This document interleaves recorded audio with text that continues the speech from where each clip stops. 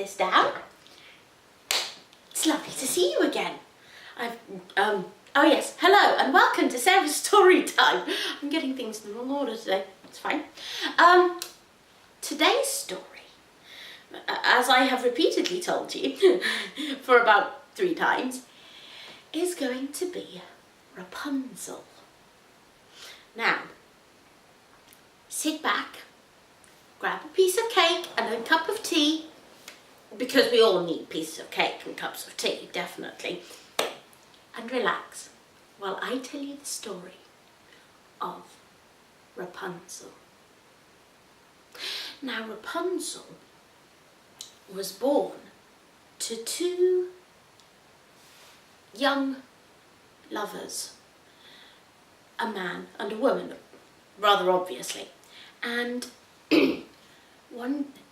one day during her pregnancy, the woman saw the enchantress's garden. Now, they had an enchantress that lived next door to them, and her garden was so beautiful. It had flowers, it had sunflowers, it had roses, it had so much, but it also had this vegetable in it called rampion, also known as Rapunzel. And the rampion looked so delicious. The woman saw it and she wanted it. And as she did, when she wanted anything, she started to nag her husband for it. And she nagged and nagged and nagged and nagged and nagged until her husband, who was fed up to death of her nagging, said, all right, I'll go and get some. Now, what he didn't realise was that the enchantress knew that he was going to get some. But instead of coming and doing things to him, as she was wont to do, she waited.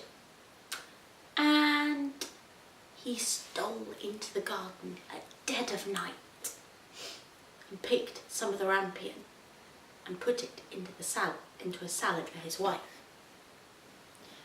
The rampion tasted so delicious that soon his wife wanted more, and she said as much, and the man, who was scared at the enchantress, was much more in love with his wife than he would dare admit sometimes. And so, having succeeded the first time, he thought, there can't be any harm in it. I'll just sneak back in. She won't notice. But unfortunately, as I said before, the enchantress knew what he was doing, and she also knew what she was doing. And so, the minute he started picking it and had a basketful and was about to sneak out again, she appeared in front of him, eyes blazing. What do you think you're doing? She asked. Please, don't hurt us. Please don't hurt us. I'm sorry. My wife. I will let you have the rampion on one condition. Anything. I will have the baby that your wife is carrying. The man didn't quite know what to do. If you don't, continued the enchantress, you know what could happen. Now, the man had heard tales of men sneaking into the enchantress's garden for whatever reason and never coming back. He did not want to leave his wife behind, and so, very sadly, he agreed. He did not tell his wife for fear that she would not end up not having the baby or miscarrying. And so time passed, And he kept taking the rampion and she kept eating it. In time, a beautiful baby girl was born with golden hair that shone like the sun. That day, the enchantress appeared. The husband, with a heavy heart, explained to his wife exactly what deal he'd struck. And the enchantress carried the child away, for they both knew that it was safer to not cross her. The enchantress named the girl Rapunzel, after the vegetable that her mother had so craved. She carried Rapunzel to a tower in the middle of the woods, where no one else was, so that she could keep Rapunzel safe. In time, Rapunzel grew to be a beautiful young lady with a singing voice that would make angels weep. In addition, her hair, which had become magical due to the fact that due to eating the rampion, grew long, so long that she could, so long and so strong that she could use it to lift her mother from the ground to the tower every single day. As her mother would catch her the best food, she would bring her paints. She was so talented and so gifted. Rapunzel occasionally longed to see the outside world, but for the time, it was nothing more than a passing fantasy. A fairy tale, if you will. One day, a prince was riding through the forest, and he heard Rapunzel singing. He longed to know the source of the voice that made the trees tremble with gladness. And so he began to search. Day in and day out, he would ride into the forest searching for that heavenly sound. One day, he rode past a curtain of green willow. The voice sounded louder than before, so he pulled back the natural curtain and rode in. There stood the tower, and at the top of it, a beautiful maiden. He was bewitched and fell in love at first sight. At that moment, the enchantress came back from her daily forage, and so he hid. He told his horse to run off, and he hid in some bushes near the tower. Now, every day when the enchantress arrived, she would call out to Rapunzel, "Rapunzel, Rapunzel, let down your hair." As she did so, Rapunzel let her golden hair fall from the top of the tower right down to the bottom. The enchantress would climb up it, and they would converse and talk. The prince decided to wait, as he had seen this happen and knew exactly what to do, so he waited and waited and waited. For hours he waited for the enchantress to leave.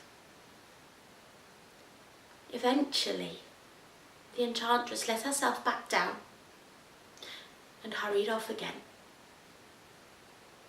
The prince seized his chance. He ran to the bottom of the tower and called out, "Rapunzel, Rapunzel, let down your hair." Rapunzel at the top of the tower did not recognise the voice. But she was a curious girl, and so she lowered her hair. The prince climbed up it. And when Rapunzel saw him, the effect was instant. They longed to be with each other, and Rapunzel was fueled with a desire to escape from the tower that her mother had put her into. Her and the prince came up with a plan.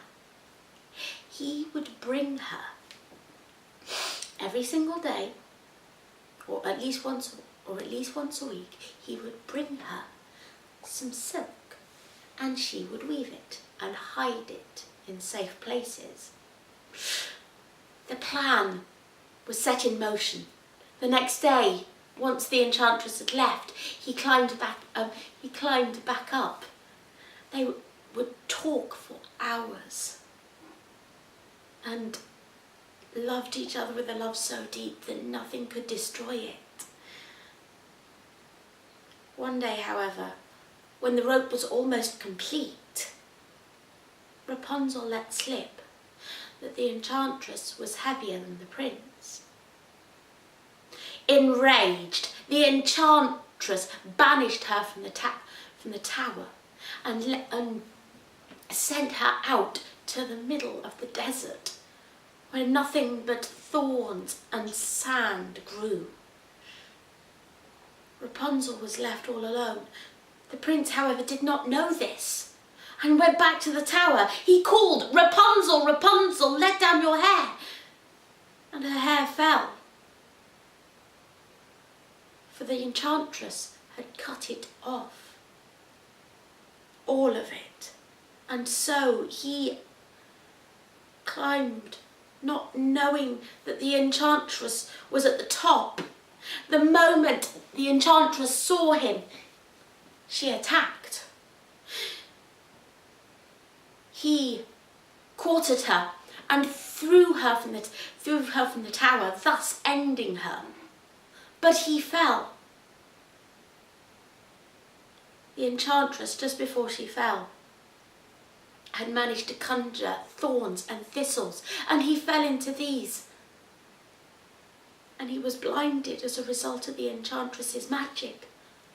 And so he wandered, lost and alone, not knowing what to do. But then, one day, he heard singing.